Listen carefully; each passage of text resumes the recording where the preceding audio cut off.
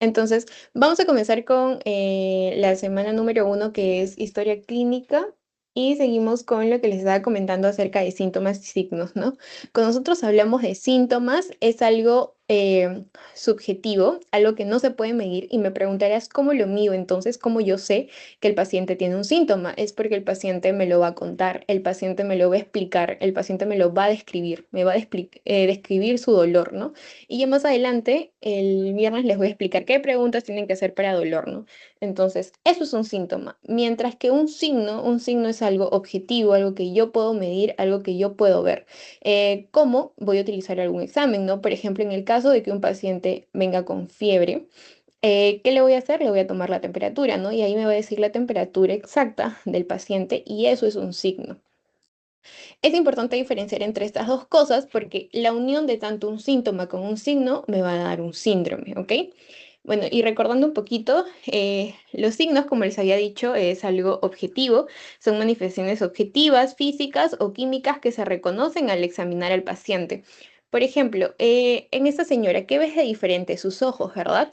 Los ves amarillentos. Y eso se llama ictericia. Entonces, el signo que podrías describir en tu examen físico, en el examen físico claramente, es escleras ictéricas. Eso es un signo.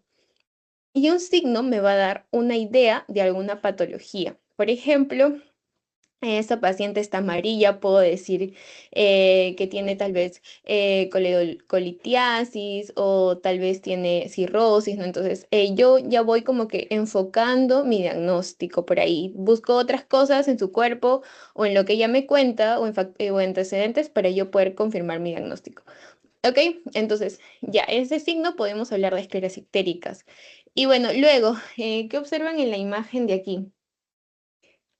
Esto se llama edema, ¿ok? ¿Y cómo yo confirmo el edema? Como les dije, con un examen. ¿Qué le hago? El examen de Godet o el signo de Godet, donde coloco mi dedo lo dejo presionado y cuando lo saco se va a quedar como un huequito, como pueden ver en la imagen, ¿no? Y eso también existen grados y cruces, ¿no? Una cruz, dos cruces, tres cruces. Y eso también los vamos a ver más adelante. Pero para que tengan una idea qué es un signo, y esos son los ejemplos. ¿Ok? Luego existe lo que se conoce como signos patognomónicos. Un signo patognomónico es aquel que muestra de manera absoluta la existencia de una enfermedad. ¿Qué quiere decir? Ojo, no todos los signos son patognomónicos, solo algunos. Por ejemplo, estos dientes de aquí se parecen dientes de serrucho, ¿no? Pero se llama dientes de Hutchinson. Y es patognomónico, es decir, si tú ves estos dientes en un niñito, es patognomónico, o sea, es claramente que el paciente tiene sífilis congénita. ¿Por qué? Porque otra enfermedad no presenta estos dientes. Entonces, eso es un signo patognomónico, que es un signo muy claro de esa enfermedad. O sea, no es como la ictericia, ¿no? Que pueden ser de varias enfermedades, sino que estos dientes son propios de una enfermedad. Eso es un signo patognomónico. Y, por ejemplo, estas manchas de aquí que se llaman las manchas de Colpic, que son propios de lo que vendría a ser el sarampión, ¿ok? Entonces, esos son los signos patognomónicos. Y por otro lado, tenemos lo que es un síndrome, ¿ok? Un síndrome, como les dije, es la unión de dos cosas, de los signos y los síntomas que existen en un momento dado y definen básicamente un estado.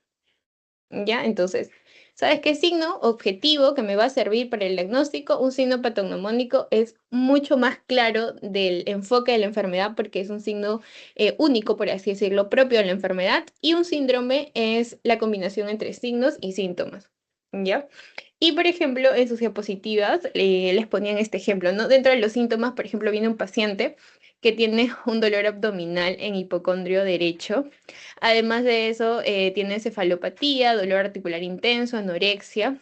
Y dentro de los síntomas que tú observas en el paciente, vas a ver ictericia. Y mira, y aquí te dan todas las causas de ictericia, o sea, ¿qué enfermedades me pueden causar ictericia? Y no es solo una, por ende no es un signo patognomónico, es un signo nada más. Y dentro de la ictericia tenemos, por ejemplo, hemólisis, te puede dar ictericia por la bilirrubina, ¿no? Están lisando tus glóbulos rojos. En sepsis también puede haber ictericia, en hepatitis también puede haber ictericia, en colestasis, en alcoholismo, en tumores, en cálculos en la vesícula biliar, en pancreatitis, colangitis, puede haber ictericia. ¿Ok? Entonces, con estos signos, yo voy a pedir mis exámenes auxiliares. Entonces yo digo, tiene dolor en hipocondrio, tiene encefalopatía, tiene ictericia. Yo creo que está ante un síndrome ictérico, claro, ¿no? Entonces voy a pedir exámenes auxiliares que me confirmen la bilirrubina. Entonces pido bilirrubina directa, indirecta, y me salen que ambas están incrementadas. Y además de eso le pido una ecografía, porque creo que tiene cálculos en la vesícula y eso es la causa de la ictericia. Y me sale que claramente tiene litiasis en la vesícula biliar, ¿no? Entonces, y marcadores tumorales positivos y creería que tiene un tumor además de eso, transaminasas muy elevadas, o por ejemplo, si pienso que tiene cirrosis, me sale un hígado muy pequeño, ¿no? Entonces, esos son los exámenes auxiliares que me pueden confirmar cada uno de esos diagnósticos. Pero en realidad en tu historia clínica tú lo que te vas a encargar ahora es poner los síndromes, ¿no? Entonces, si el paciente tiene ictericia y tiene dolor abdominal, síndrome ictérico. Y por ejemplo, si me dirían que yo le veo las escleras del paciente, está pálido, se le cae el cabello, sus palmas también están pálidas, y además de eso sufre de mareos, cansancio, ahí le pongo síndrome anímico. Y claro que para eso debo pedir mi examen auxiliar de la hemoglobina, pues, ¿no? Y ver sus valores. Entonces, eso es la combinación entre un síntoma y un signo que me dan un síndrome. ¿Ya, chicos? ¿Hasta ahí tienen alguna duda o todo quedó claro?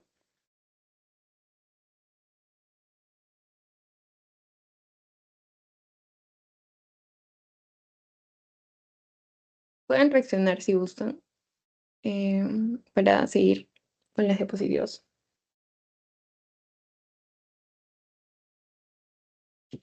Ok, gracias, Jofeli. Jofeli, ya bueno. Entonces, ahora vayamos con lo que vendría a ser la historia clínica.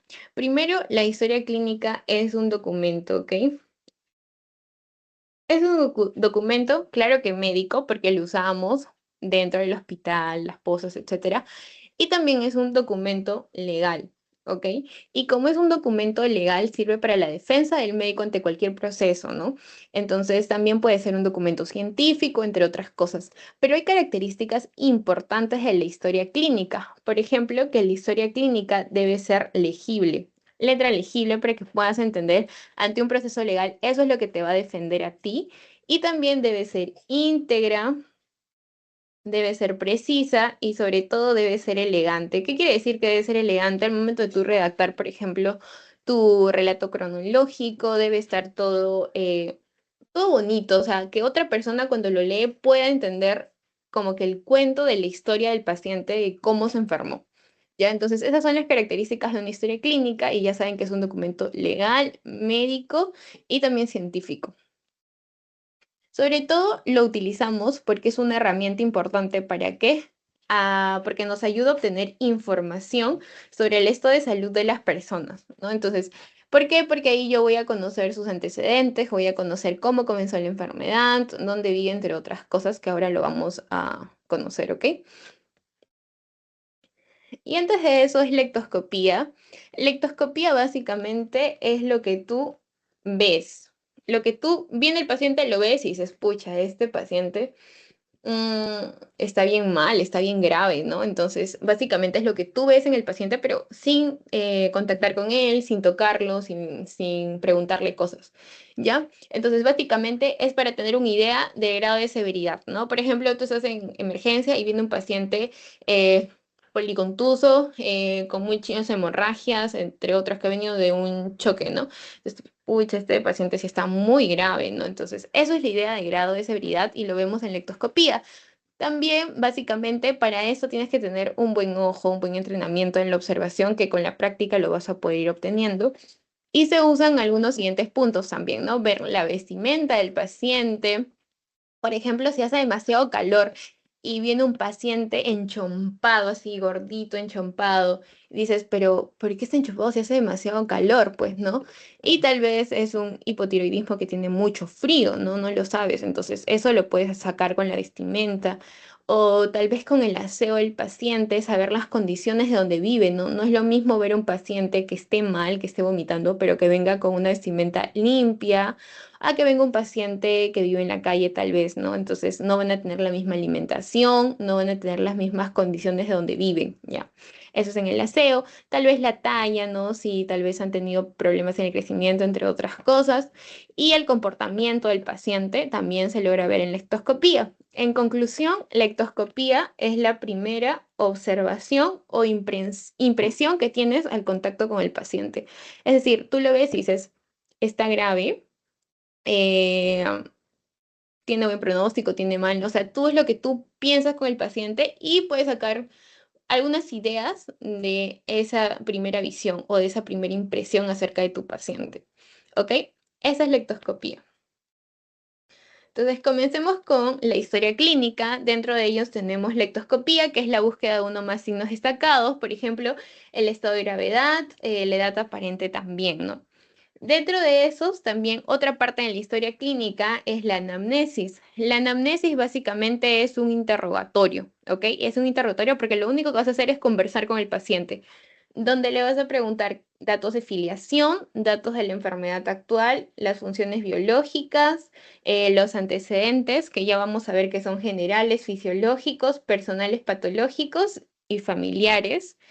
Y bueno, la revisión anamnésica, que es de aparatos y sistemas, ¿no? Luego, el examen físico, ¿ok? El examen físico puede ser general o regional, ¿ya? El general básicamente son controles vitales, aspecto general, sistema locomotor, piel, faneras, mientras que el regional es el específico, que es por sistemas, ¿no? Comenzamos con la cabeza, cuello, mamas, tórax y pulmones, cardiovascular, abdomen, genitales, tacto rectal, urinario y sistema nervioso. Entonces, poco a poco van a ir aprendiendo el examen regional. En cada clase, por ejemplo, en respiratorio les van a enseñar la anamnesis y el examen físico del tema respiratorio. Igual en cardio, igual en abdomen, igual en renal. Entonces, esto es básicamente lo que ustedes deben saber en las partes de la historia clínica, ¿no? Ectoscopía, anamnesis, ya saben que solo es lo que tú preguntas al paciente, mientras que en el examen físico ya puedes tocar al paciente, ¿no? Y bueno, también se divide en lo que viene a ser el diagnóstico, donde pones los síndromes, el diagnóstico presuntivo, el tratamiento, el plan de trabajo, la evolución y la epicrisis. ¿Ok, chicos? Pero los que se centran ahorita el curso en semiología son estos de acá, estos tres, los que vamos a ver ahora. Uy, perdón.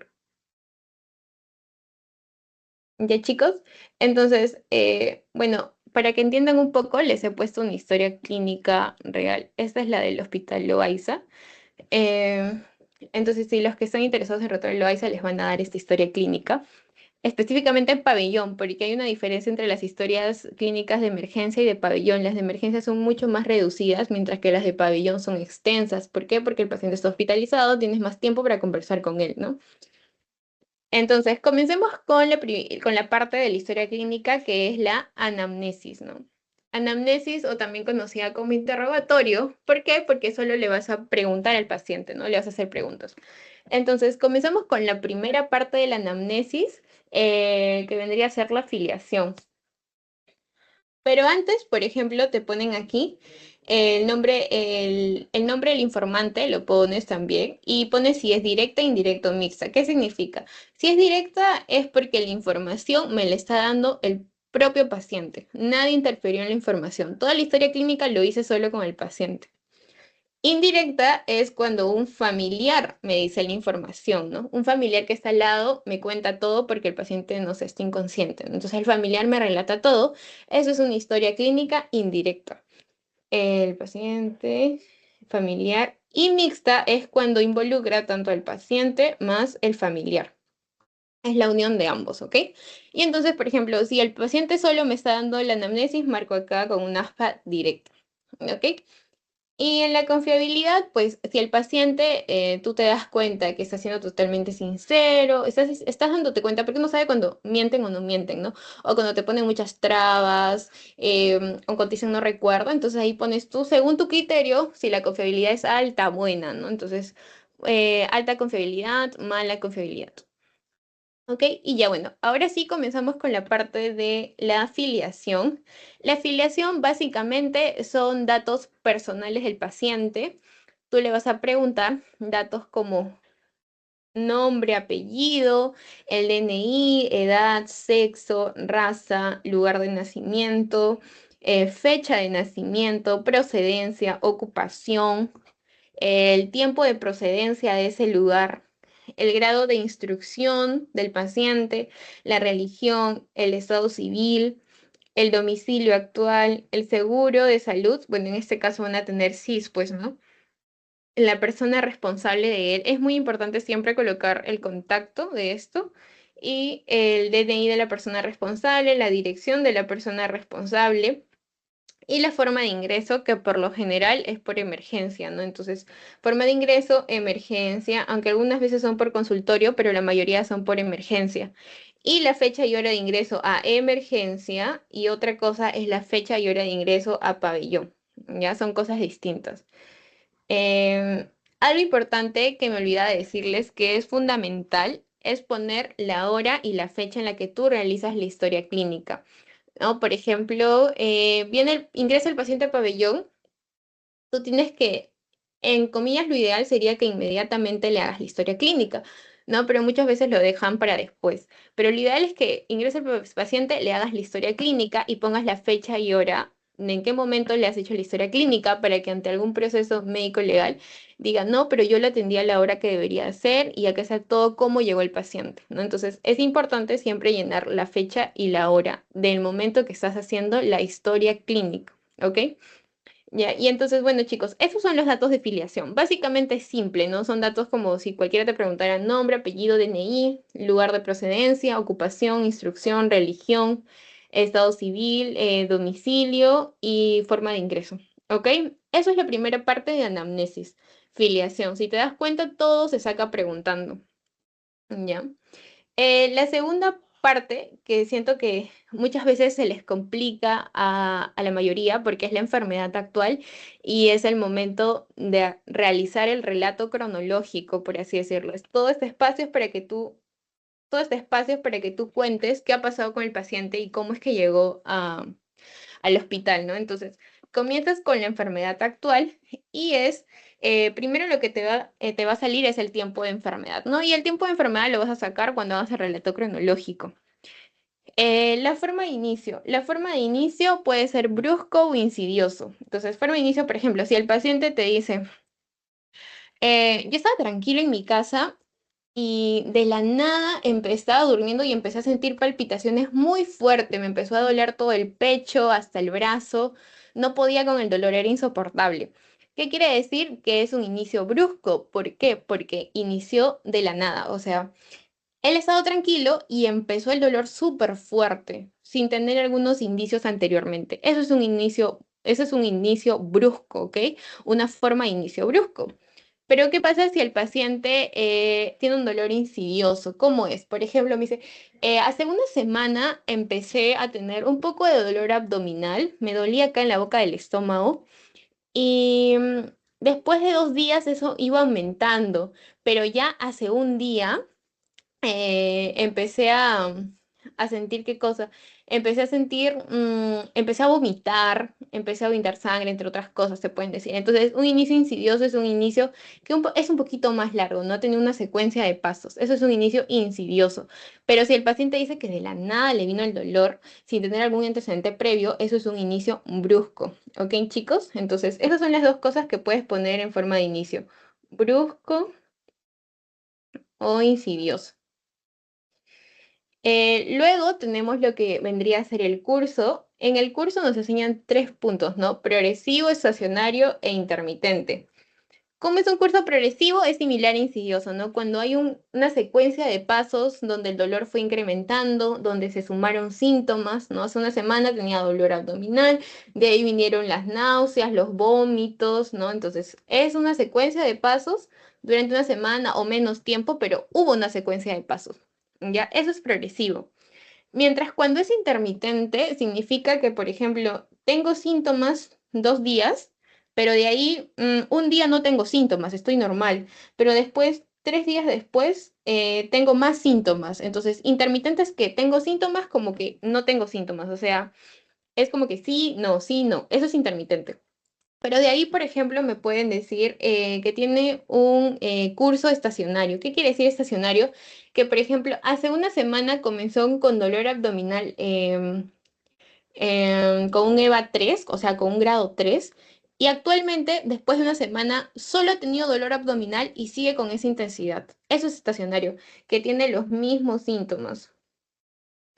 Los mismos síntomas. Mientras que progresivo es cuando hay una secuencia de pasos, hay una secuencia de síntomas que por lo general van incrementando de intensidad, ¿ok? Y se van agregando más síntomas. Eso es progresivo. Y chicos, entonces si bien es historia clínica ya saben, forma de inicio, brusco, insidioso y en curso pueden poner progresivo, estacionario o intermitente. ¿Ok? Ahora, luego de eso viene lo que se conoce como el relato cronológico. No sé si aquí tienen alguna duda, chicos, me la podrían hacer llegar con total confianza para poder seguir avanzando.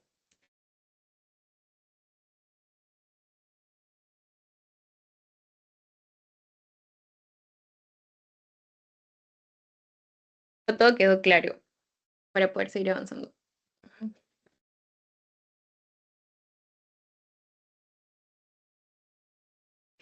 Ya, genial. María puso que sí. Ya. Entonces, sigamos, chicos. El relato cronológico, la mayoría de los docentes te van a decir, haz tu línea de tiempo y ordena tus ideas antes de copiarlo en la hojita, ¿no? En la historia clínica. ¿Por qué? Porque ahí no pueden haber borrones, no pueden haber manchas, ¿no? No puede haber leaky paper, entre otras cosas.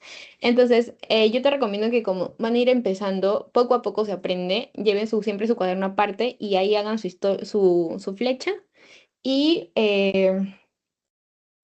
tomen en cuenta los datos de forma cronológica del paciente. ¿Qué quiere decir? Por ejemplo, vamos a poner un punto que es del ingreso a emergencia. Muchas veces cuando tú estás haciendo la historia clínica, el paciente te dice, pero yo ya entré a emergencia y ahí ya tenía apetito, ahí ya tenía ganas de ir al baño, ahí ya me sentía mejor. Pero le dices, no, no, no, o sea, yo quiero que tú me hables desde antes del ingreso a emergencia. Lo que ha pasado en emergencia no te corresponde para colocarlo en este momento. No, ahí no se coloca nada de eso. O sea, hasta ingreso de emergencia, tú tienes que preguntarle todo lo que ha pasado antes de. Por ejemplo, si tú más adelante vas a poner, ¿no? ¿Tenías vómitos? Te va a decir, no, ya no tuve. Pero le preguntas, ¿antes de entrar en emergencia tuviste vómitos? Sí, sí tuve, pero en emergencias me calmaron, por eso ya no tengo. Porque ellos van a pensar que les está haciendo la historia clínica desde que llegó a pabellón, pero no es antes de que ingrese a emergencia, ¿ok? Entonces, debemos tomar los datos de cuenta de forma cronológica. Aquí debes dejar que el paciente se exponga libremente y te cuente. Y luego realizar un interrogatorio dirigido. Es decir, te va a hablar, te va a hablar, te va a contar todos sus síntomas. Y, por ejemplo, si te dice, tuve dolor y lo detienes, ¿no? Le dices, cuéntame cómo ha sido ese dolor, cuándo apareció, eh, cómo es ese dolor, del 1 al 10 cuánto tienes dolor, o entre otras cosas que le vas a ir preguntando que más adelante lo vamos a ver cuando hablemos del dolor. Pero entonces, en cada síntoma que te diga el paciente que ha tenido, como que te explayas en ese síntoma, le preguntas acerca de ese síntoma, ¿no? Y también algo importante que me olvidé de decirles era que, aparte de interrogarle los síntomas, a veces te dicen, tuve tos y tuve fiebre, nada más. Y le preguntas de ahí porque ellos se pueden olvidar los síntomas que han tenido, ¿no? Y le preguntas, ¿no has tenido escalofríos? ¿No has tenido sudoración por las noches? ¿No has tenido sangrado en la nariz? ¿No? Entonces él te va a decir, ah, sí, sí tuve esto, ¿no? Y ahí tú lo vas copiando en el relato cronológico. Por eso es importante que hagan su línea, porque a veces ellos comienzan de adelante hacia atrás, ¿no? Entonces, a veces es difícil ordenarse, pero con una línea de tiempo lo pueden hacer genial. No, por ejemplo, el paciente te dice, a ver, vamos a comenzar como si fuera un dolor abdominal, ¿no? Entonces te dice, hace una semana tuve dolor abdominal. Entonces tú pones aquí que hace una semana tuvo dolor abdominal y le preguntas, pues, ¿no? Que ya más adelante vamos a ver las partes de la Alicia para preguntar acerca del dolor abdominal y de ahí le preguntas, ¿algún otro síntoma más? esto fue incrementando de intensidad. Sí, el dolor abdominal antes me dolía 3, pero hace 4 días me empezó a doler como un 7, ya no aguantaba el dolor. Y además de eso empecé a tener náuseas, pero aún podía comer, te dicen, ¿no? Aún toleraba vía oral. Y le preguntas, ¿y qué pasó? ¿Por qué viniste a emergencia? ¿Por qué no viniste desde hace 4 días? Porque aún podía comer, aún toleraba el dolor. Pero ya hace un día, ¿no? Hace un día del ingreso a emergencia, el dolor se incrementó a 10, vomitaba, no recibía comida, tenía náuseas, todo lo arrojaba. Entonces, ya si te das cuenta, en este caso, ¿cómo sería la forma de inicio, chicos? ¿Qué marcarían ustedes? ¿Brusco o insidioso?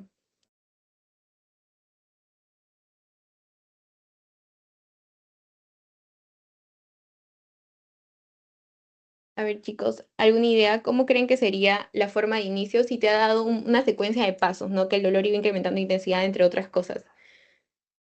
Sería insidioso. Insidioso, muy bien. ¿Por qué? Porque hay una secuencia de pasos anterior, ¿verdad? Y si, por ejemplo, te ponen cuál es el curso de la enfermedad, progresivo, estacionario o intermitente. ¿Progresivo? Progresivo. Sí, muy bien, progresivo, porque los síntomas iban incrementando de intensidad y se iban sumando nuevos síntomas, ¿cierto? Entonces, eso es el curso de la enfermedad. ¿Ok? Y dentro de los síntomas y signos principales, ¿qué pondrían ustedes?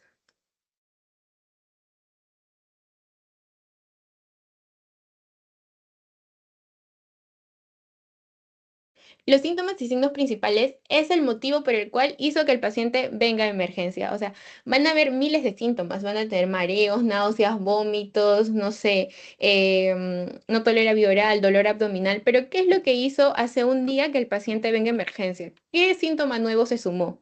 Los vómitos, ¿verdad? Entonces, ¿cuáles son los síntomas y signos principales? Los vómitos y que el paciente presentó un dolor abdominal con un EVA de 9. Entonces, vómitos y dolor abdominal. ¿Ok, chicos? Y bueno, en el relato cronológico, ¿qué van a poner ustedes? Siempre pongan paciente refiere, no es como lo que el paciente dice, porque básicamente tu relato cronológico es lo que el paciente está diciendo. No pongas el paciente tuvo, no. El paciente refiere que tuvo, ¿ok? Porque él te está contando. Entonces, no sabes si es cierto o no, pero hay que creer que sí es cierto. Entonces, en el relato cronológico, ¿qué puedes poner? Paciente presenta. Paciente refiere que hace cuántos días, siempre es importante poner los días y en orden cronológico. Refiere que hace que una semana antes del ingreso, ¿qué presentó? Presentó dolor abdominal. Y bueno, ahí le vas a preguntar localización, con cuánto de EVA, qué tipo de dolor es, si calma con algo, si se agrava con algo que lo vamos a saber más adelante, ¿ya? Y bueno, le pones coma, ¿no? Y después, por ejemplo, ¿cuándo era? 4 días antes del ingreso, 4 días antes del ingreso, refiere presentar, ¿qué presentó? Náuseas, pero aún toleraba la vía oral. Y todo eso lo vas colocando, todo eso lo vas colocando en tu historia clínica y al final pones, un día antes del ingreso refiere que el dolor fue incrementando de intensidad y además se sumó los vómitos, ¿no? Los vómitos y en esos vómitos tú tienes que saber eh, cuántas veces al día, de qué color eran los vómitos, si eran vómitos con sangre, si eran vómitos sin contenido gástrico, con contenido alimentario, entre otras cosas. Y después pones razón por la cual acude al hospital tal, ¿no? Al hospital que vayan a hacer su historia clínica. Y esto es básicamente el relato cronológico. En la práctica ustedes van a ir teniendo mayor cancha, por así decirlo, para que puedan llenar el relato cronológico. Chicos, pero mi idea o mi tip es que siempre hagan su línea de tiempo porque les sirve mucho y según eso ya hagan su relato cronológico. ¿Ok? Y bueno, algunas preguntas que te pueden ayudar, que lo dice la Argentes, ¿no? ¿Qué, cómo, cuándo y por qué? ¿Cuándo empezó a sentirse enfermo? ¿Cómo comenzó la enfermedad? qué síntomas se presentaron, tuvo algo parecido antes o es la primera vez que lo presenta, realizó alguna consulta médica, entre otras cosas que también te pueden servir a tu interrogatorio. ¿Ok, chicos? Y bueno, esta es anamnesis por la parte de filiación y enfermedad actual. Luego la anamnesis tiene lo que vienen a ser las funciones biológicas, que es básicamente lo que te pasa en el día, ¿no? En el día tú comes, en el día tú bebes agua, en el día tú vas al baño, tú orinas, en el día tienes sueño, entonces básicamente es lo que tú haces en el día, ¿no? Apetito. Le preguntas, no, señor, ¿cómo está su apetito? ¿Usted ha tenido ganas de comer o no ha tenido ganas de comer? Te va a decir, sí, pero tenía mucha hambre, mucha hambre. Entonces le pones apetito aumentado o disminuido, ¿no? Pero tienes que escribirlo, aumentado. Aumentado o disminuido. Por ejemplo, la sed, ¿no? Le preguntas, ¿has tenido muchas ganas de tomar agua o no tomabas agua? Y entonces ahí aumentado, disminuido o conservado, si es que está normal.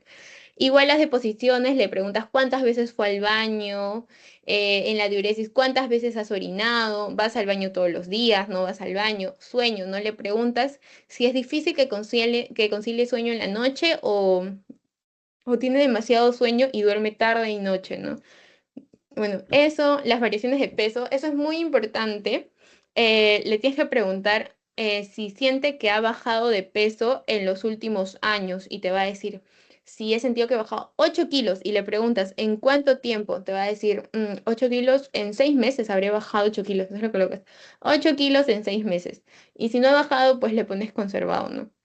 Y el estado de ánimo también, cómo lo ves, si lo ves mal, si lo ves triste, ahí lo colocas, ¿no? Eh, y bueno, esa es la parte de funciones biológicas para que se recuerden y creo que vienen muchas preguntas como cuáles son partes de las funciones biológicas, ya saben, es lo que haces en el día. Apetito, sed, deposiciones, diuresis, sueño, variación de peso y lo que vendría a ser el estado de ánimo. ¿Ok? Como cuarto punto dentro de la anamnesis tenemos lo que son los antecedentes, ¿ok? Dentro de los antecedentes tenemos antecedentes generales, fisiológicos, patológicos y patológicos personales, o sea, propio de mi persona, y patológicos familiares, es decir, si mis parientes han tenido alguna enfermedad, ¿no? Entonces, la universidad les ponen esta historia clínica en su campus, donde tenemos los antecedentes personales generales, los antecedentes personales fisiológicos, los personales patológicos y los familiares patológicos, ¿ok? Entonces, cuando nosotros hablemos de los antecedentes personales generales, ¿qué vamos a tener? Vivienda, si cría animales, la alimentación, la vestimenta, los hábitos nocivos, cuál es su situación económica y social o psicológicas, ¿no? Aquí está, antecedentes generales. Le preguntas la vivienda. Ya no le vas a preguntar la dirección de la vivienda porque ya se lo preguntaste previamente en los datos de filiación, ¿verdad? Entonces acá básicamente vas a preguntarle características de la casa, de la vivienda, cuál es el material, si es de material noble, si es de madera, ¿no? Lo colocas ahí. ¿Cuántas habitaciones hay en la casa? Porque es muy importante saber el número de habitaciones y el número de las personas por habitación por el hacinamiento. Pensar que, por ejemplo, en una habitación duermen 5 personas, ya ahí tendrías también un factor de riesgo, ¿ok?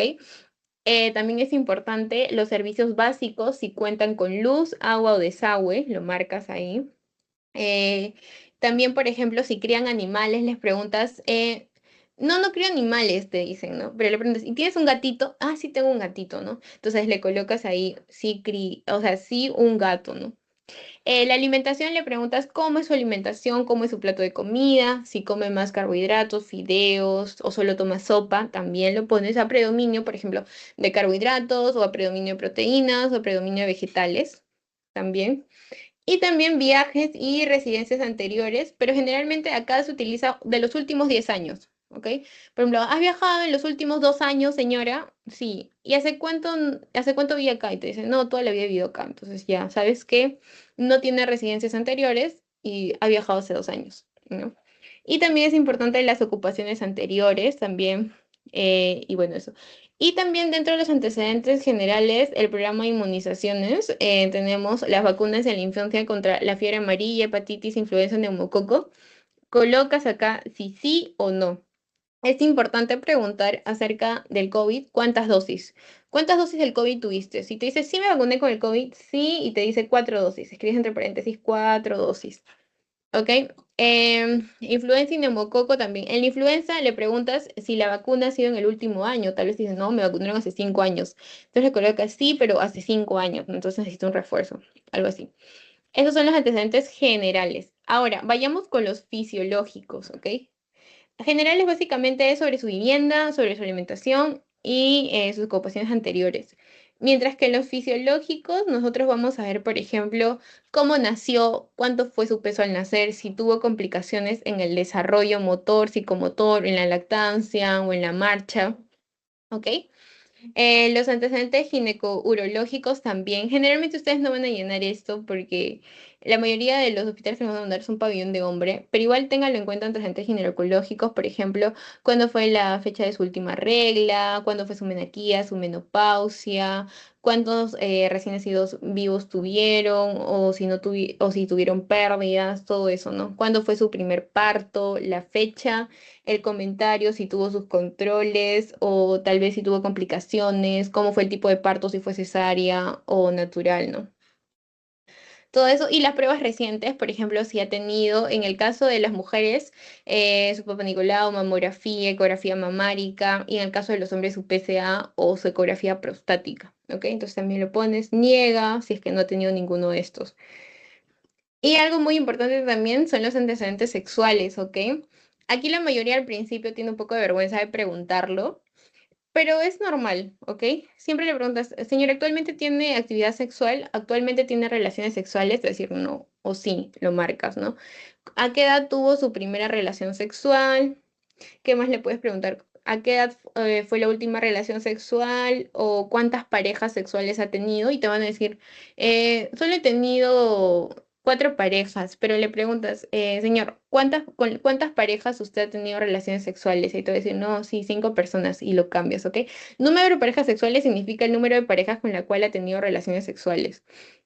Ok, le preguntas también si ha tenido relaciones con mujeres, con hombres, con ambos o con otros. Entonces, pones acá, si mujeres, mujeres solos, ¿no? Relaciones sexuales, ¿ha tenido relaciones sexuales solo por vía vaginal o por vía anal?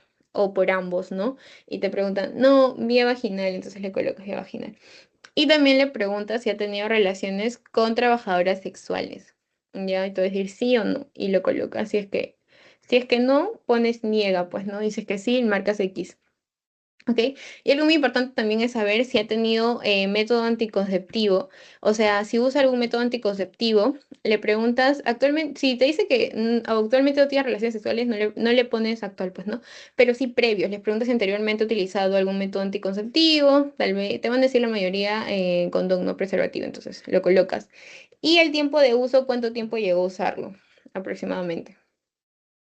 ¿Ya, chicos? Entonces, básicamente es cuando hablamos de antecedentes fisiológicos. Y cuando hablamos de los antecedentes patológicos, aquí sí te explayas, le preguntas, ¿alguna vez ha tenido algún accidente? ¿Alguna vez lo han operado? ¿Alguna vez se ha caído, se ha fracturado algo? ¿O alguna vez ha estado hospitalizado? Y te va a decir, no, sí, me han operado de la vesícula, ¿no? Entonces le colocas que le operaron por la vesícula, cuándo inició, cuándo terminó, cuál fue su tratamiento, que generalmente no se acuerdan, pero en el comentario le pones en qué hospital realizaron la operación, ¿ok?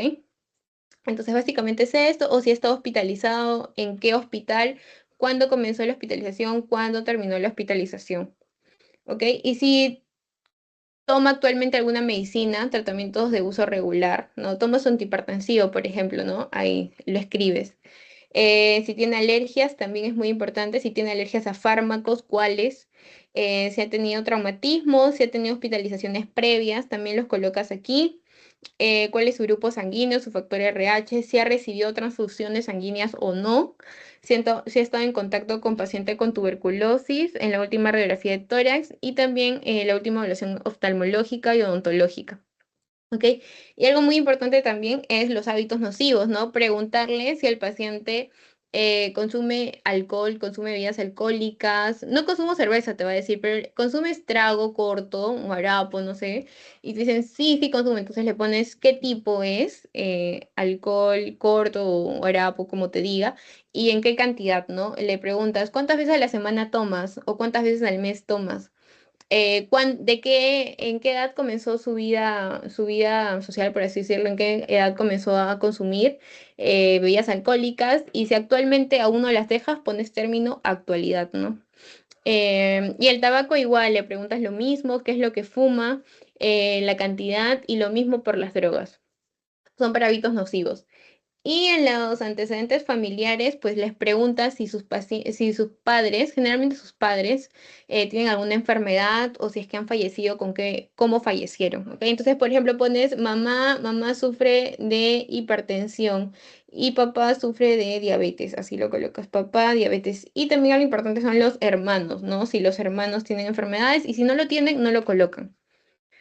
Ya chicos, y bueno, eso es la parte de lo que sería, todo esto es anamnesis, que es la primera parte que es el interrogatorio. Y como te has dado cuenta, solo hemos hablado con el paciente, solo le hemos interrogado, en ningún momento hemos tocado al paciente, ¿no? Entonces, básicamente aquí es donde te dice qué es lo que le vas a preguntar, filiación, enfermedad actual, funciones biológicas y antecedentes, que son cuatro, ya sabes, generales, fisiológicos, los que vendrían a ser los patológicos personales y los familiares. Ok, chicos, entonces básicamente es eso. Y no sé si tienen alguna duda hasta aquí o alguna pregunta.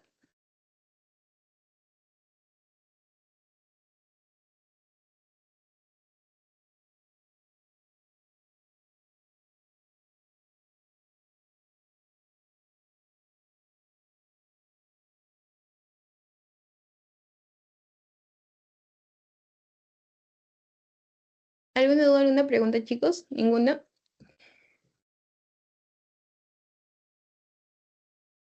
Bueno, ya, entonces vamos a responder esta pregunta que si pueden responder en el chat o alzan su micro. Dice, paciente varón de 24 años de edad que acude a consultorio para evaluación prenupcial. ¿En cuál de las siguientes opciones colocaría usted datos subjetivos más probablemente?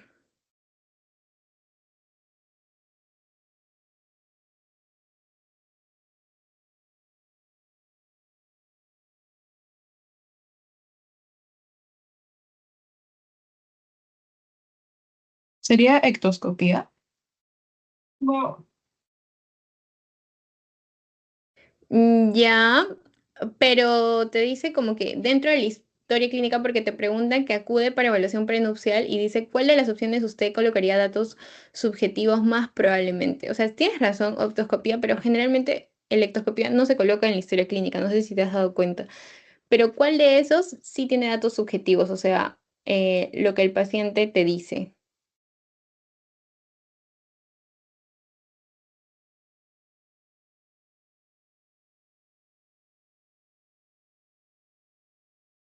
A ver, vamos a entender un poquito. Miren, por ejemplo, las funciones vitales se miden, ¿no? Entonces no son datos subjetivos. Em, el estado general del paciente y el hábito y constitución, que lo vamos a ver a continuación, son partes del examen físico, ¿ok? Examen físico y examen físico, que lo vamos a ver ahora. Estado general en el examen físico y hábitos y constitución también examen físico. Mientras que la ectoscopía, como dijo su compañera, es la primera observación, pero la hacemos nosotros, no es lo que nos cuenta el paciente. Por ejemplo, en todo lo que vendría a ser la anamnesis, son datos subjetivos porque es lo que nos cuenta el paciente, ¿ok? Y entonces, una de las partes de la anamnesis son las funciones biológicas, ¿verdad? Y en las funciones biológicas, pues le preguntábamos su diuresis, su sed, su apetito, ¿no? Entonces, aquí la clave, porque te preguntan cuáles son los datos subjetivos, sería funciones biológicas, ¿ok, chicos? Funciones Una biológicas pregunta, es la clave. ¿a, Sí, dime. a qué se refería hábito y constitución? Hábitos y constitución, vamos a ver cuando el paciente, por ejemplo, es pequeño, mediano o alto, que tienen nombres, ¿no? Brevilíneo, normolíneo, longilíneo. Ahora lo vamos a ver en examen físico, no te preocupes. Ah, ya, gracias. Ok. Ya, chicos, entonces la clave funciones biológicas. Ok, chicos, entonces eso es lo que hemos visto por ahora. Ha sido lo que viene a ser la primera parte de la historia clínica, que era anamnesis. Ahora vamos a hablar de los métodos de examen clínico. Ok, los métodos de examen clínico o también llamados examen físico, básicamente, ¿no? Entonces, básicamente tienen que recordar estos 4 puntos porque esos 4 puntos los van a usar en cada aparato. Inspección, palpación, percusión y auscultación, ¿ok? Siempre va a estar en ese orden, ya sea, por ejemplo, en aparato pulmonar, en aparato cardiovascular. Pero hay una excepción donde va a cambiar o se va a alterar el orden y es en el aparato del sistema digestivo, ¿ok? En el sistema digestivo, primero sí va a ser la inspección, pero ya no va a ser la palpación ni la percusión. Lo primero va a ser la auscultación. ¿Por qué en el sistema digestivo lo primero es la auscultación? Porque nosotros ahí tenemos nuestros ruidos hidroaéreos, movimientos intestinales, ¿ok? Entonces, si nosotros percutimos y nosotros palpamos antes de hacer la auscultación, vamos a alterar todo. Vamos a alterar todo lo que está adentro. Entonces, por eso primero se ausculta para escuchar cómo está tal cual y luego se pasa a percutir y luego se pasa a palpar, ¿no? La palpación superficial y profunda. ¿Por qué la palpación al final? Porque generalmente cuando hacemos sistema digestivo es porque vienen con dolor abdominal, ¿no? Entonces vas a buscar dónde es ese dolor abdominal y cuando tú ya llegas a ese lugar, el paciente se incomoda, le duele mucho y ya no quiere que lo toques, ¿no? Porque obviamente siente dolor. Por eso la palpación va a ser al final, ¿ok? Primero la inspección, auscultación, tercero percusión y finalmente la palpación. Mientras que en todo examen general como cardiovascular y respiratorio, primero es inspección, luego es palpación, luego es percusión y finalmente auscultación. ¿Ok, chicos? Con la práctica ya van a saber, tienes a tu paciente, ya, examina respiratorio, comienzas, inspeccionas el tórax del paciente, no se movimientos. Palpación, pones tus manos y empiezas a hacer la insuflación. O percusión, empiezas a percutir y luego lo auscultas finalmente. Eso es, en cada paciente que veas, recuerda, inspección, luego seguía palpación, luego salía percusión y luego auscultación. A excepción cuando es el digestivo, porque en el digestivo los pasos se alteran, cambian. ¿Ok? Y entonces, cuando comencemos primero por inspección, ¿qué vamos a ver en inspección? Vamos a ver condiciones generales del paciente, la edad del paciente, o sea, lo que tú crees de la edad, no es una edad supuesta, porque lo estás inspeccionando. Aquí está lo que me preguntaron sus compañeras, el tipo constitucional o hábito, el estado de nutrición, el estado de hidratación, la actitud, postura o posición, la capacidad dinámica, facies, conciencia y dominación hemisférica real. ¿Sí? Entonces, la condición general, básicamente, que es esta de acá, es la condición, la capacidad de valerse por sí mismo, ¿ok? Entonces, podemos decir, tiene pésima condición, tiene mala condición, tiene buena condición o tiene excelente, ¿ya? Luego tenemos lo que es la edad. La edad es aparente con la cronología. Tenemos una edad aparente, que es lo que yo veo y digo, este paciente yo creo que tiene 60 años, pero en realidad su cronológica es 40 años, ¿ok? Eso es la inspección. Luego, el tipo de constitución o hábito, y acá es lo que me preguntó su compañera, cuando hablamos de brevilíneo es porque son chiquitos, bajitos y gorditos. Normolíneo es como una persona normal con su índice de masa corporal normal. Y un longilíneo es alto y flaco, ¿ok? Eso es básicamente el tipo de constitución. Y también podemos ver el estado de nutrición por el índice de masa corporal. Ya saben que lo normal es de 18.5 a 24.9, lo bajo es menor de 18.5, el sobrepeso es de 25, 29,9 y obesidad es mayor a 30. ¿Ok? Luego vemos lo que es el estado de hidratación. El estado de hidratación podemos tener dos cosas, ¿no? Que el paciente está deshidratado o que el paciente está muy hidratado. Cuando está deshidratado el paciente, vas a hacerle el signo del pliegue positivo. Ustedes agarren el dorso de la mano y háganse así. Y van a ver que su piel regresa inmediatamente, ¿ok? En el brazo igual, su piel regresa inmediatamente. Pero ¿qué pasa con el paciente deshidratado? Su piel se va a quedar así, como si estuviera agarrada aún por un ratito y luego baja. Ese es el estado de deshidratación, ¿no? Entonces, poca hidratación y esto es el signo del pliegue positivo. Luego tenemos un signo de sobrehidratación que vendría a ser los edemas, ¿no? Que se conoce como el signo de Godet, que es esta fobia de acá, este hundimiento. Presionas el dedo en las partes duras de la parte de la pierna y ahí se te va a marcar, ¿ok? Entonces, básicamente ese es el signo de sobrehidratación, que es el signo de Godet. Ok, y bueno, otra parte que podemos ver en la actitud o postura vienen a ser básicamente las posturas del paciente, ¿no?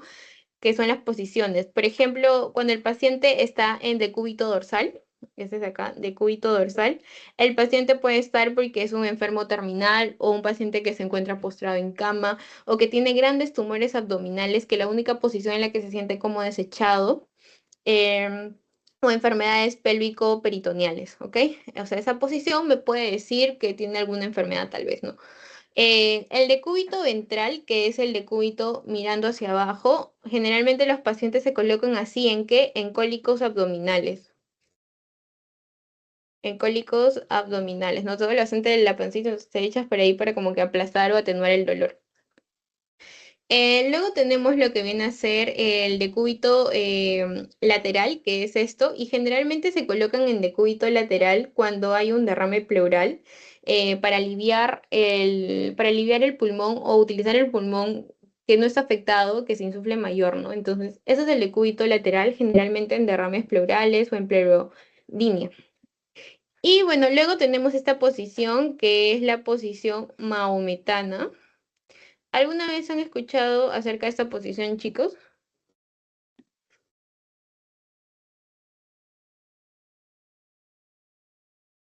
¿O saben qué significa?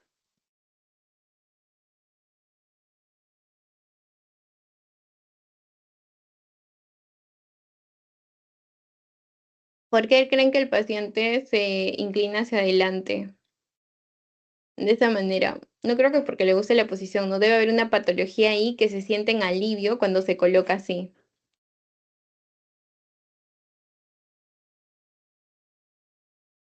¿Ok? Se considera posición monotona cuando el paciente está ante un derrame cardíaco, un derrame pericárdico, ¿ok?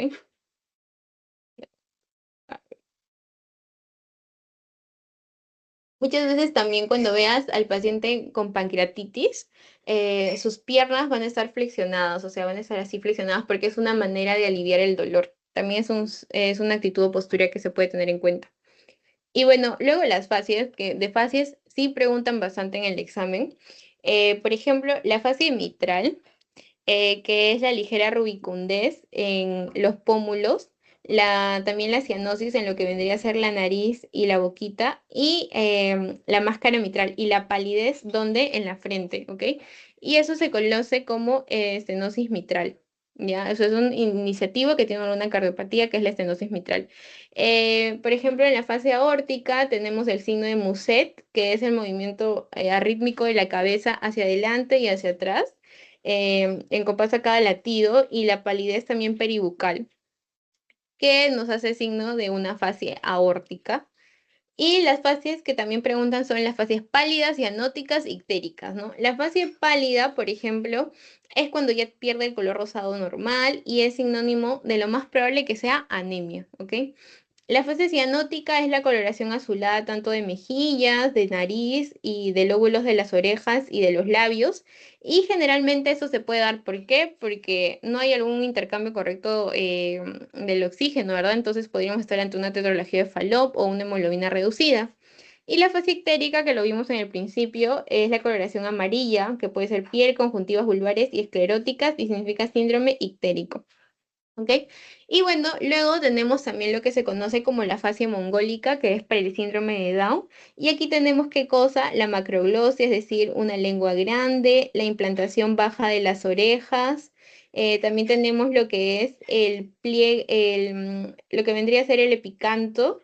El epicanto, también los pliegues epicantales, el puente nasal que vendría a ser aplanado. Y bueno, básicamente esos son los signos de una fascia mongólica. ¿Ok? Y de ahí tenemos la fascia de la esclerodermia, o también conocida como la fascia de pajarito. Es que en realidad cuando tú ves al paciente, su carita es bien chiquita y parece un pajarito, por eso le dicen fascia de pajarito. Es disminución de la apertura vocal debido a una atrofia, dureza de la piel y con relieves faciales prominentes. Y refleja que la enfermedad de la esclerodermía, por eso se llama más fascia de la esclerodermía, o algunos le dicen fascia de pajarito. Y luego, específicamente al doctor Aviles le van a escuchar decir mucho fácil pajarito, que es esclerodermia. ¿Ok?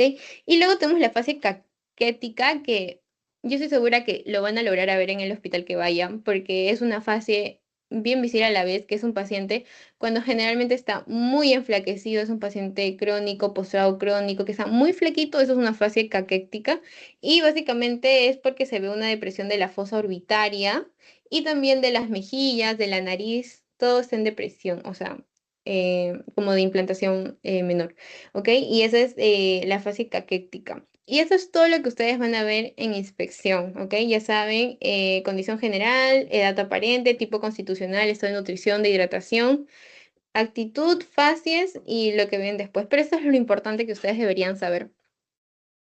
Luego de la inspección pasamos a lo que es la palpación, ¿ok? La palpación vamos a necesitar ahora sí nuestras manos.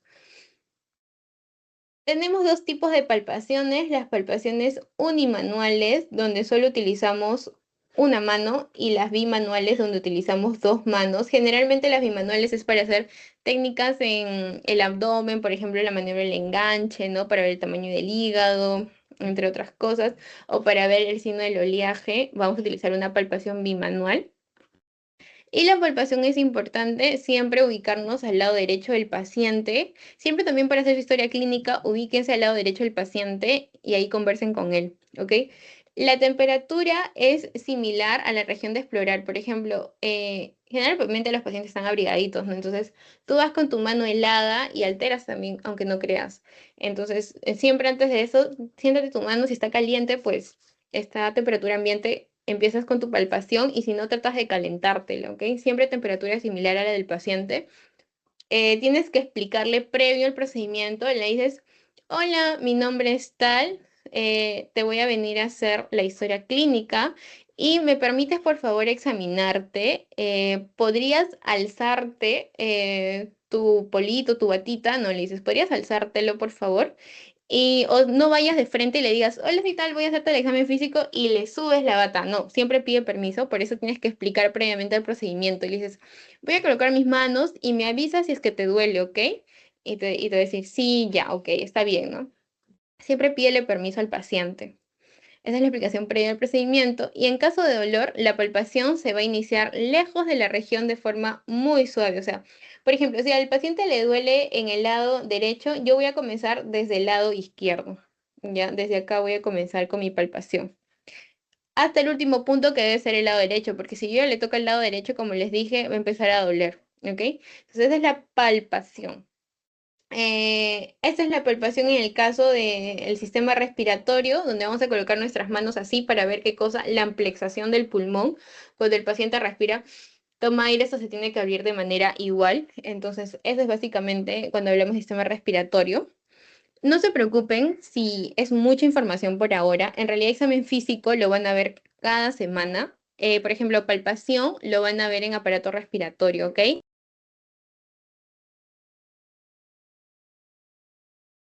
Entonces, no se preocupen por eso, porque en cada aparato respiratorio les van a decir qué tienen que hacer en inspección, en palpación y cómo completar la historia clínica.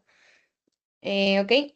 Ya chicos, entonces, hasta ahí, por ejemplo, esta pregunta de aquí, no sé si alguien lo podría responder. Dice, paciente mujer de 47 años que ingresa a emergencia por disnea progresiva y dolor torácico. En el examen clínico se encuentra la triada de Beck. ¿Qué tipo de posición podría estar adoptando más probablemente? ¿Alguien sabe qué significa la triada de Beck? ¿Qué patología me da la triada de Beck?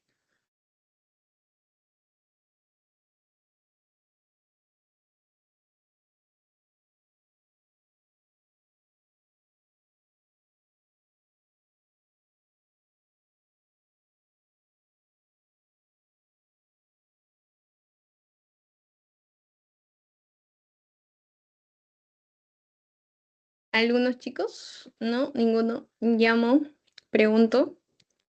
A ver, no sé quién.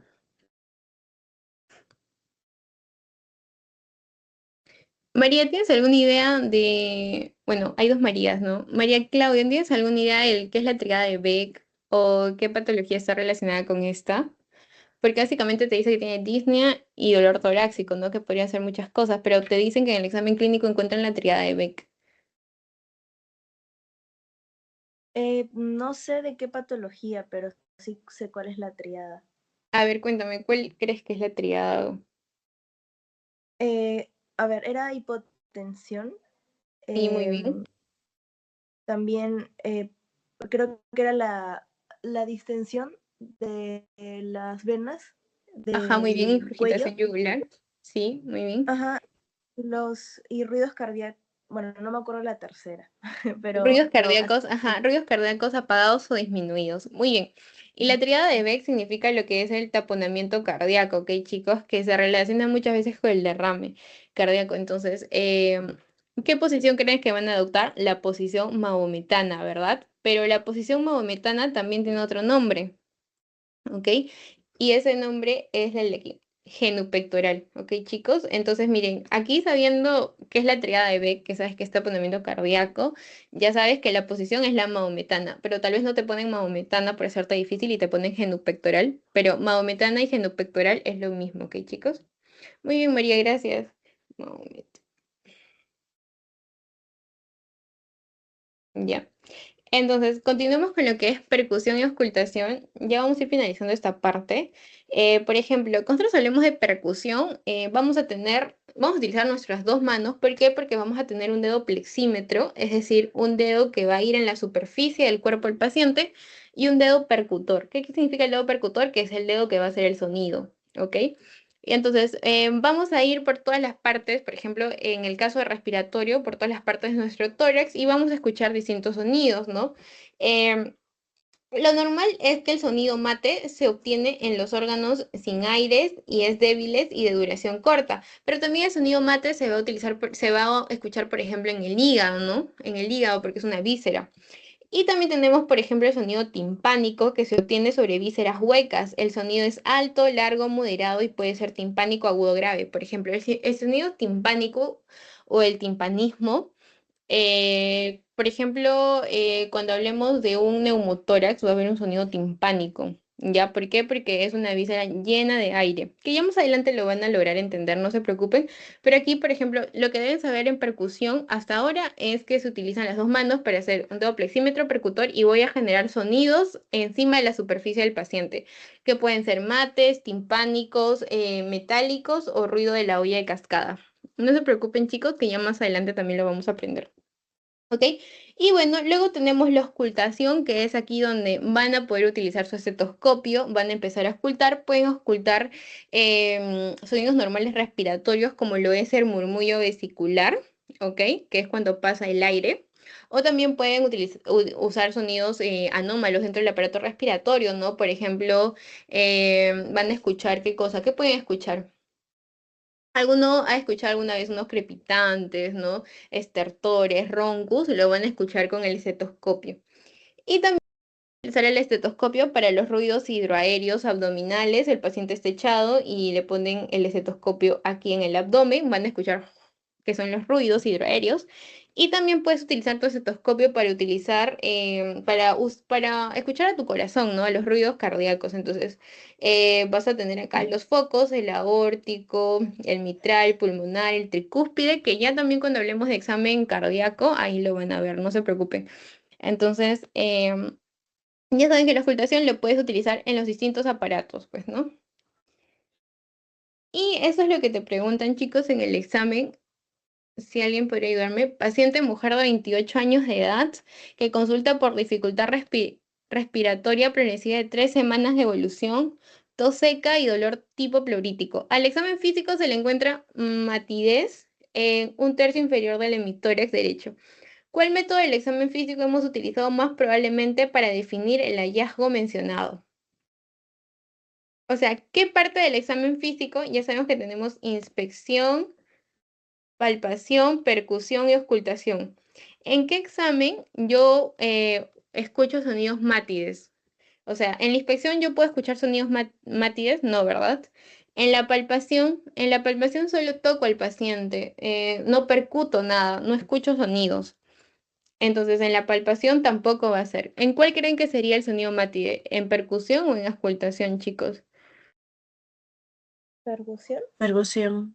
Percusión, muy bien. Como les dije aquí en la imagen, Percusión es sonido mate, timpánico, hipersonoro, ya lo van a ver, y eso es percusión. Y auscultación son los sonidos normales, que van a ver también los crepitantes, los roncus, ¿qué más? El murmullo vesicular, entre otras cosas. Entonces, muy bien, así te preguntan en el examen.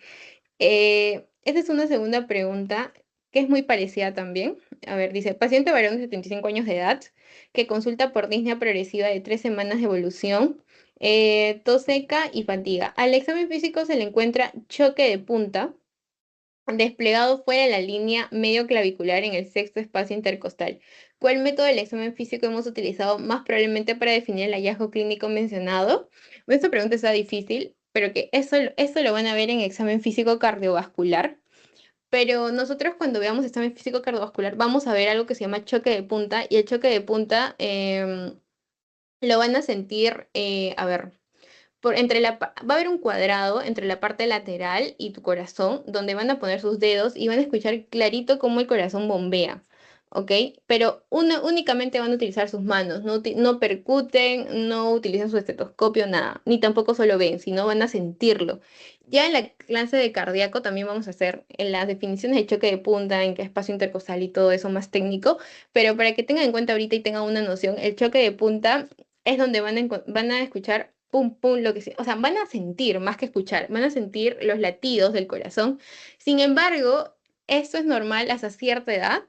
Después, en los adultos, generalmente no se siente el choque de punta, a excepción de que seas una persona o sea, seas una persona delgada, de contextura delgada, ahí sí vas a sentir el choque de punta.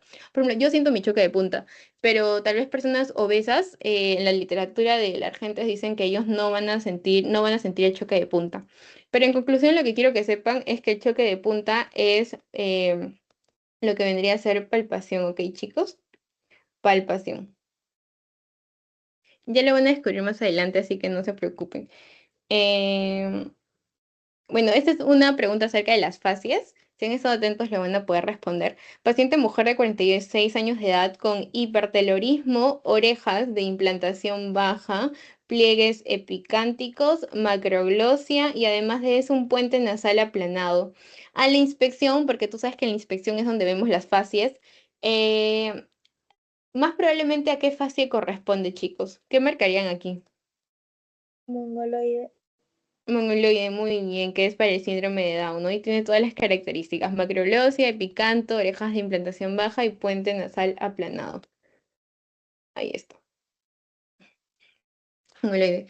Bueno, chicos, ya esta parte es muy corta, lo que es semiología de piel y anexos. No sé si tienen hasta ahora alguna duda, alguna pregunta acerca de historia clínica y examen físico.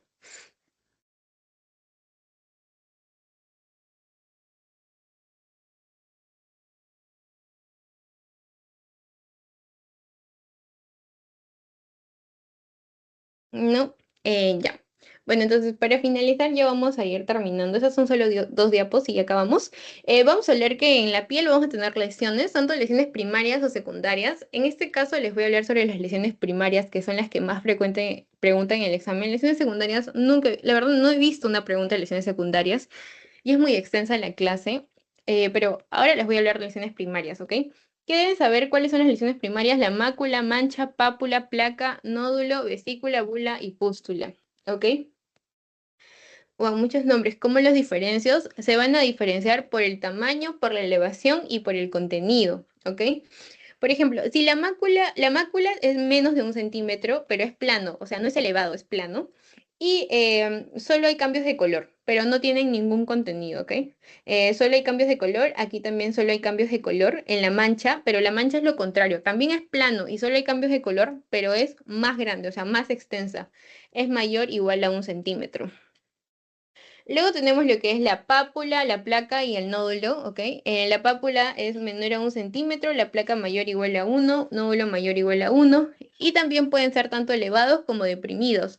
Pero aquí lo que cambia es el contenido, o sea, el contenido de la pápula es sólido, de la placa es sólido y del nódulo puede ser sólido o líquido, ¿ok?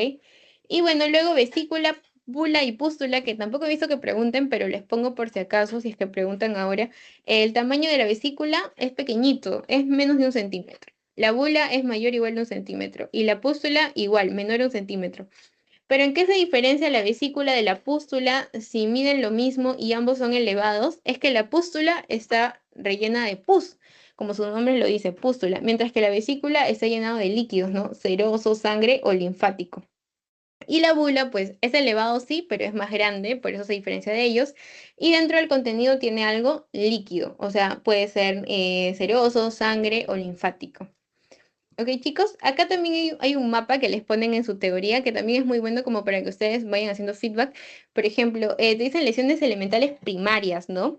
Lesiones que no suponen la evolución de una previa. O sea, son lesiones que recién se han formado y no es producto a otra lesión. Ok, tenemos los de contenido sólido y los de contenido líquido.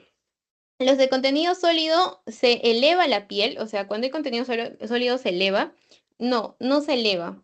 Y si tiene un tamaño menor a 1 centímetro es mácula. Y si tiene mayor a 1 centímetro es mancha.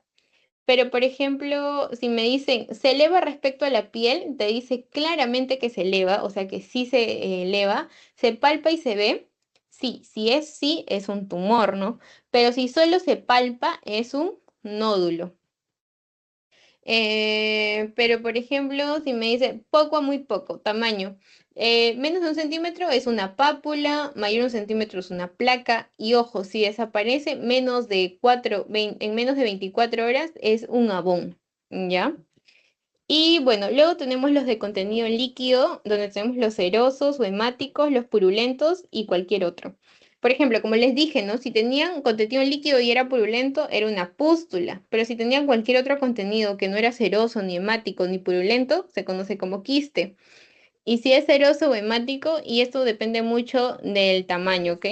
Acá se contradicen un poco porque ambas imágenes están en su plataforma y aquí te dicen, por ejemplo, menos de 0.5, más de 0.5.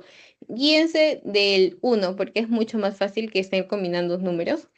Y si ustedes dicen, ay, es mucha información, aquí los vamos a resumir, ¿ok? En este mapa de acá. Y tengan en cuenta que esto es lo que sí o sí deben saber. ¿Ok? Entonces, vamos a hablar de estas lesiones y son lesiones elementales, pero de tipo primarias, ¿ok? Son lesiones elementales primarias y vamos a ver que pueden tener un contenido sólido o pueden tener un contenido líquido, ¿ok? Entonces, por ejemplo, los que tienen un contenido líquido y son menor a 1 centímetro, por ejemplo, en el herpes zóster, ¿cómo se llaman? Vesículas. Pero si tienen un contenido líquido y miden menos de 1 centímetro también se llaman pústulas, pero dependen bastante del contenido líquido. Por ejemplo, la vesícula es un contenido líquido seroso, sanguinolento, mientras que la pústula tiene la misma medida. Ambos tienen contenido líquido, pero esto es del contenido de pus, no de sangre ni de serosa. Y bueno, luego tenemos la ampolla que varía porque es mucho más extensa, mucho más grave, más grande. Entonces ahí teníamos las ampollas, ¿no? Que es mayor o igual a 1 centímetro y que se elevan y que son de contenido líquido. Esas son las más fáciles.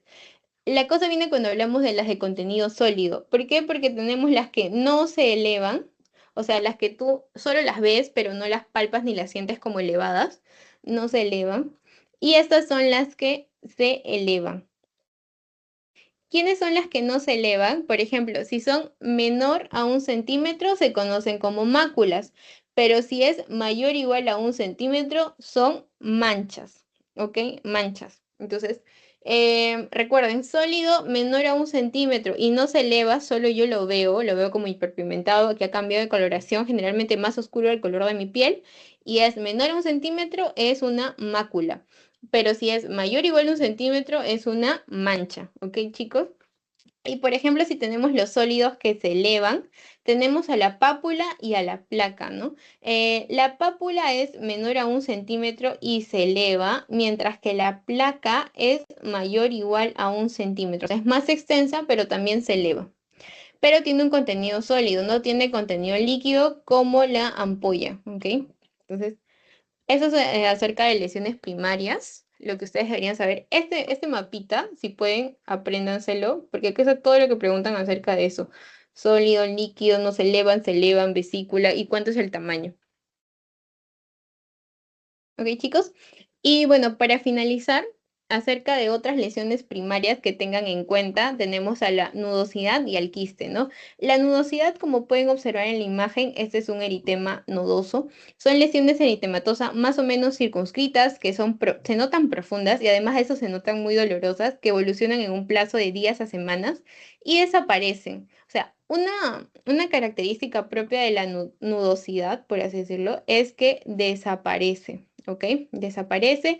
Y dentro de la histología, por ejemplo, tenemos la paniculitis septal con predominio de polimorfos nucleares. ¿Ya, chicos? Entonces recuerden, nudosidad aparece y se ve dolorosa, profunda, pero a la vez desaparece sin dejar huella. Luego tenemos los que son los quistes. Los quistes, como pueden ver acá, tenemos un quiste epidermoide. Es la acumulación no inflamatoria que rodea una pared constituida de un epitelio pavimentoso glandular. Básicamente, se constituyen espesas de glándulas que han sido o inclusiones epiteliales, ¿ok? Por ejemplo, cuando se te ha encarnado algo, una inclusión epitelial, ahí se te puede formar un quiste epidermoide, ¿ok? O también a expensas de las glándulas también se puede crear un quiste. ¿Ya? Y son otras lesiones primarias que tampoco preguntan, las que más preguntan son las de aquí, que eso. Hay muchas preguntas sobre estos chicos, si tienen banquitos pueden banquear y van a ver que hay bastantes preguntas sobre esto. Y bueno, para finalizar es acerca de las uñas. Las uñas van a ser muy importantes cuando ustedes vayan al hospital. Un consejo, siempre véanles las uñas al paciente. ¿Por qué? Porque, por ejemplo, van a encontrar cambios de coloración, van a ver uñas pálidas, pálidas que no tienen la parte de acá, no creo que se llama la parte unguial, se llama, creo, no me acuerdo. Y básicamente esto de aquí, la palidez, anemia, ¿ok? Anemia. O también cuando hay cianosis o tinte café, tiende a ser un paciente que tenga alguna insuficiencia renal crónica, ¿ok? O alguna nefropatía. Por ejemplo, la unicolisis es un paciente hipertiroideo o hipotiroideo por lo general. El paciente que tiene unicolisis es eso. O algo muy importante es la coilonoquia. La coilonoquia que parece, esa uña parece una cuchara.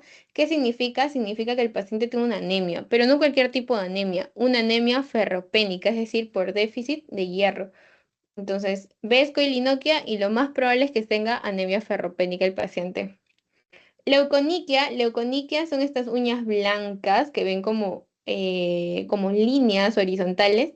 Estas uñas blancas se pueden ver en un déficit de albúmina, en hipoalbuminemia. Y la cronoquia que es en endocarditis bacteriana. Y me olvidé de poner una imagen ahí, que es esto, chicos. ¿Alguna vez han visto esas uñas o saben qué significa?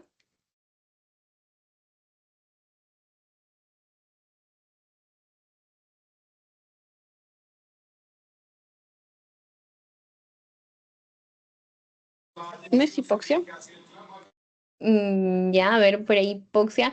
Bueno, en hipoxia tal vez las uñas estarían más azuladas, ¿no? Por O falta sea, de como que oxígeno. una insuficiencia respiratoria que es algo crónico. Ya, tal vez una fibrosis, ¿verdad?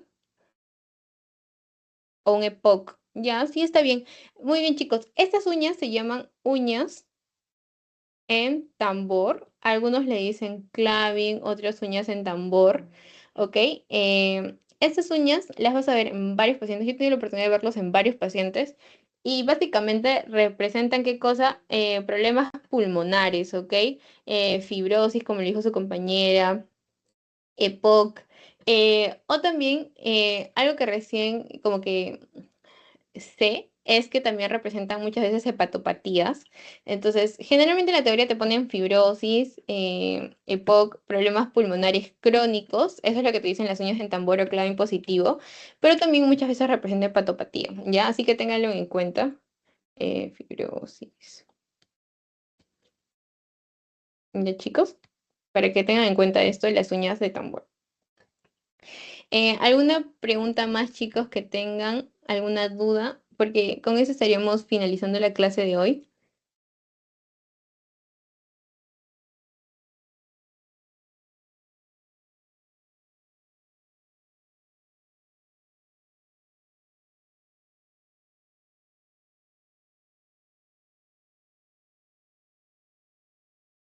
¿Alguna pregunta, duda, chicos? Si no, para mandarles el poste, si lo pueden rellenar. Todo claro. Todo claro. Ya, genial. Em, Gracias, María. A ver, voy a pasarles el post chicos. Recuerden que el llenado tanto del pretest como del post es obligatorio para que tengan su asistencia completa. Ambos se rellenan. A ver, voy a dejar de grabar, chicos. No tienen ninguna duda, ¿verdad? ¿Ninguna pregunta? No, ya.